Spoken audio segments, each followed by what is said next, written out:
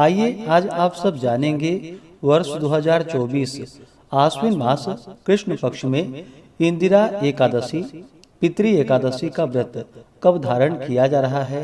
तो जानेंगे व्रत के शुभ मुहूर्त के बारे में, पारण समय के बारे में, पारण कब और किस चीज से किया जाएगा, इस दिन भगवान को विशेष करके किस वस्तु का भोग लगाए, इस दिन क्या करना चाहिए क्या नहीं करना चाहिए। तो आइए जानते हैं इन सबों के बारे में।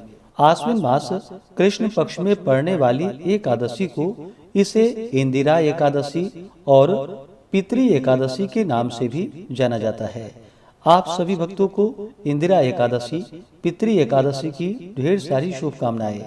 आप सभी के जीवन में लक्ष्मी नारायण की कृपा से आप सभी को सभी प्रकार के सुख और समृद्धि की प्राप्ति हो।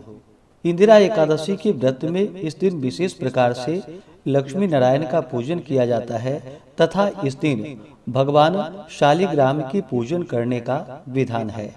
जो भी भक्त सच्ची श्रद्धा के साथ नियम और निष्ठा के साथ इस व्रत को धारण करते हैं तो इससे व्यक्ति के सभी प्रकार के पाप और ताप नष्ट हो जाते हैं तथा इस व्रत के लिए जो कि एक दिन पूर्व दशमी को व्रत रखकर अपने पितरों का श्राद्ध करके एक समय भोजन करे और एकादशी के दिन निराहार व्रत रखकर भगवान शालिग्राम की पूजा करे तो इससे पितरों का उद्धार होता है तथा पितरों का उद्धार होकर के वह सभी प्रकार के बंधनों से मुक्त होकर के उन्हें स्वर्ग की प्राप्ति होती है।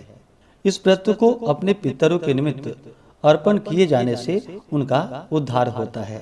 तो यह पितरों को नरक यातना से निकालकर स्वर्ग सुखों का उपभोग कराने वाला उत्तम व्रत माना गया है। तो आइए जानते हैं इंदिरा एकादशी व्रत के शुभ मुहूर्त के बारे में। आश्विन मास कृष्ण पक्ष की एकादशी तिथि प्रारंभ समय जो कि 27 सितंबर 2024 दिन शुक्रवार दोपहर 1:21 और एकादशी तिथि की जो समाप्ति है वह 28 सितंबर 2024 दिन शनिवार दोपहर 2:50 पे एकादशी तिथि की समाप्ति है।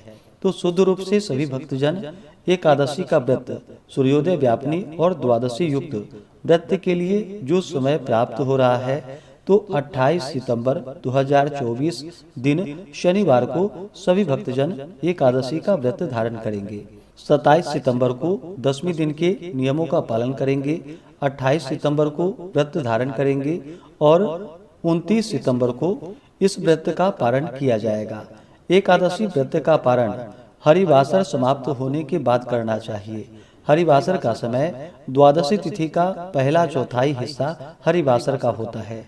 तो द्वादशी तिथि की जो समाप्ति है वह 29 सितंबर 2024 दिन रविवार शाम 4:49 पे द्वादशी तिथि की समाप्ति है।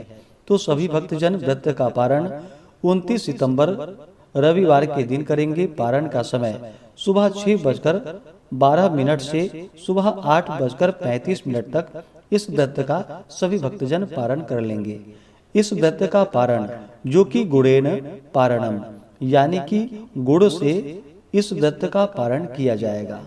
यह संभव ना हो पाए तो आप फल या जल से व्रत का पारण करें। एकादशी तिथि के दिन ब्रह्म मुहूर्त का जो समय है वह समय सुबह 4:36 से सुबह 5:24 तक होगा। सूर्योदय का समय सुबह 5:49 और सूर्यास्त शाम 5:47। इस दिन नक्षत्र जो कि अश्लेषा नक्षत्र होगा रात्रि 3:38 तक। उसके बाद मघा नक्षत्र। योग जो कि सिद्धि योग होगा रात्रि 11:51 तक। उसके बाद शादी योग होगा। 28 सितंबर को राहु काल का समय सुबह 8:48 से सुबह 10:18 तक होगा और 29 सितंबर को राहु काल का समय शाम 4:17 से शाम 5:46 तक होगा। राहु काल समय के दौरान कोई भी शुभ कार्य या नया कार्य नहीं करना चाहिए, इस बात का ध्यान रखें। जो भी भक्तजन एकादशी का व्रत धारण करते हैं उन्हें एकादशी व्रत के लिए जो कि दशमी के दिन से ही व्रत में नियम का पालन करना चाहिए। दसवीं तिथि के दिन सूर्यास्त होने से पहले ही शुद्ध और सात्विक आहार ग्रहण करनी चाहिए। इस दिन हविष्यान्न भोजन करने का विधान है, जो कि जौ, गेहूं, मूंग, शक्कर, काली मिर्च, गौघृत आदि का प्रयोग करके आप एक समय भोजन ग्रहण कर सकते हैं और फिर शाम को अच्छे प्रकार से दांत साफ करके रात्रि ब्रह्मचर्य का पालन करते हुए भगवान विष्णु के और एकादशी व्रत का स्मरण करते हुए दसवीं की रात्रि सोनी चाहिए। इस दिन इंदिरा एकादशी के दिन अगर पितरों के निमित्त श्राद्ध तर्पण करते हो तो दसवीं तिथि के दिन ही उनका श्राद्ध तर्पण करके अगले दिन जो कि निराहार व्रत धारण करना चाहिए। अगर पितरों के निमित्त इस व्रत को उन्हें अर्पण करना चाहते हो उनके उद्धार के लिए, उनकी मुक्ति के लिए, तो दसवीं तिथि के दिन उनका श्राद्ध आदि कर्म करके, या अगर एकादशी तिथि के दिन भी श्राद्ध कर्म करना हो तो इस दिन श्राद्ध कर्म करके पितृशेष को जो कि सूंघ करके गौ को खिला देनी चाहिए और इस दिन जहाँ तक हो सके निराहार व्रत को धारण करना चाहिए। यह संभव ना हो पाए तो आप एक समय फलाहार ग्रहण करके व्रत को धारण करें और इस दिन पूरे विधि विधान के साथ भगवान विष्णु का, माता लक्ष्मी का और भगवान विष्णु के शालिग्राम स्वरूप का इस दिन पूरे विधि विधान के साथ पूजन करना चाहिए। इस दिन गंध पुष्प, धूप, दीप आदि से पूजन करके भगवान को तुलसी पत्र अर्पित करे। बिना तुलसी के इनका पूजन मान्य नहीं होता है, तो तुलसी दल भगवान को अवश्य ही चढ़ाएं। धूप दीप दिखा करके इस दिन जो कि जहाँ तक हो सके ऋतु फल आदि का भोग लगाए, दूध से बने हुए वस्तु का भोग लगाए और इस दिन विशेष करके भगवान को जो कि तिल व गुड़ के सामग्री का भोग लगाना चाहिए और उसे प्रसाद के रूप में ग्रहण भी करना चाहिए।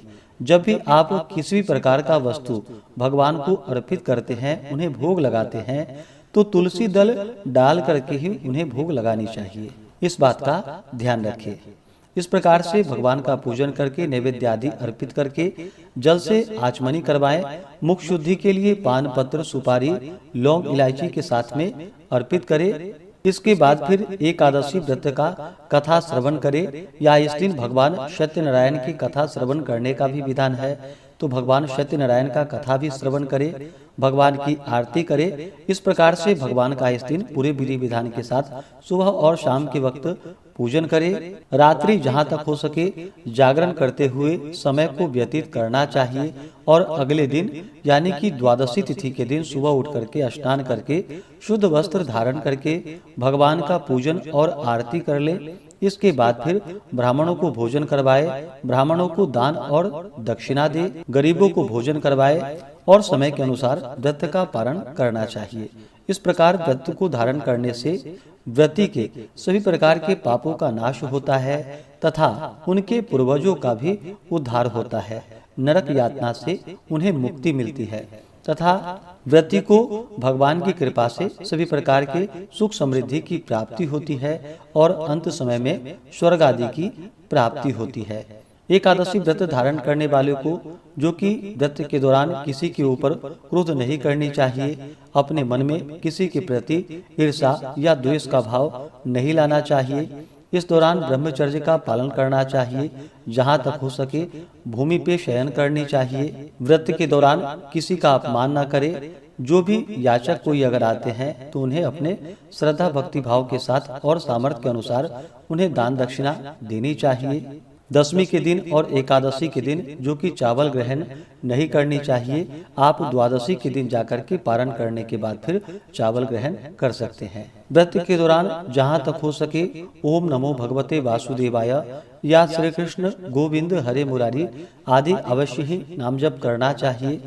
भगवान के चरणों में अपना भक्ति भाव से मन लगाना चाहिए। इससे भगवान विष्णु अपने भक्तों पर अति प्रसन्न होते हैं और अपने भक्तों के सभी प्रकार के पाप और ताप को नष्ट कर देते हैं तथा सुख और समृद्धि का आशीर्वाद प्रदान करते हैं।